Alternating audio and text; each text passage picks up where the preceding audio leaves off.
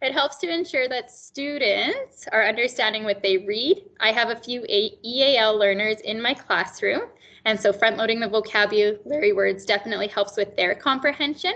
I also hope that some of their words will transfer into their writing and show up in their everyday conversations.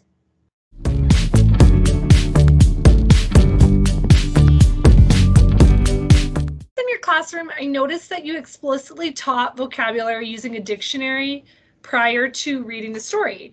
So why did you choose to front load those particular words?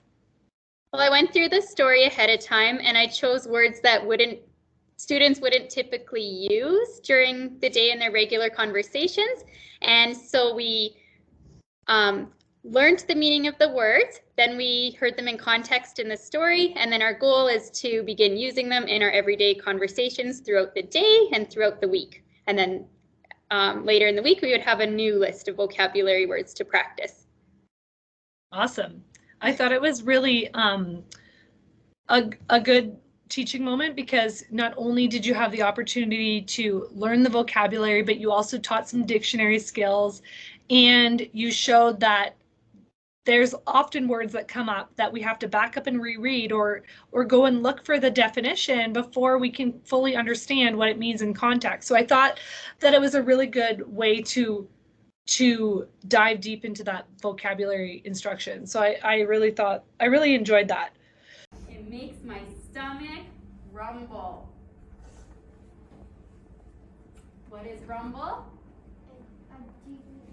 A deep rolling sound.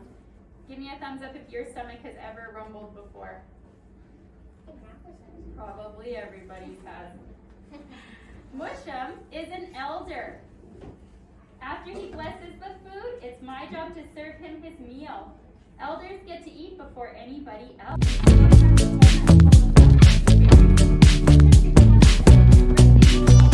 So I noticed that this story also had a lot of First Nations FNMI content and was dual language. Can you explain like how or why you chose this book and how you managed and worked through the vocabulary while you were reading it? Well, I am very lucky. This year I get to work with our Following Their Voices leader, and my goal is to incorporate more Indigenous content into all subject areas. So one of my focuses has been choosing those FMNI read alouds to read to my class. And we often do choose books that have the Cree language and the Northern Michif in them. And when it comes to reading the words, I just let my students know that I too am learning, I'm doing my best. We'll use a chunking strategy to try to read them the best we can.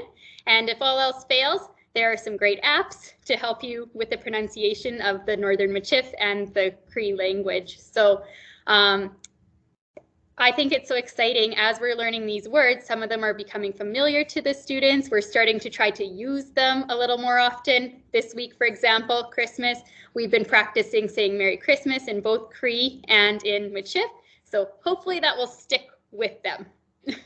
I really appreciated how you were vulnerable with the kids too. And you said, I might make a mistake while doing this, but that's okay. We're going to learn together. And you asked them for their help. And I thought that that was really a great way to model that, it's okay to be vulnerable and okay to have a growth mindset. And if you don't know everything, we're going to learn together. So I really appreciate that. That's been something that I've struggled with, is being nervous to say something wrong or do something wrong or offend somebody. But now my mindset has shifted, especially working with our amazing leaders in this school, that it's okay to make mistakes. And as long as you're trying, that's the important part. So.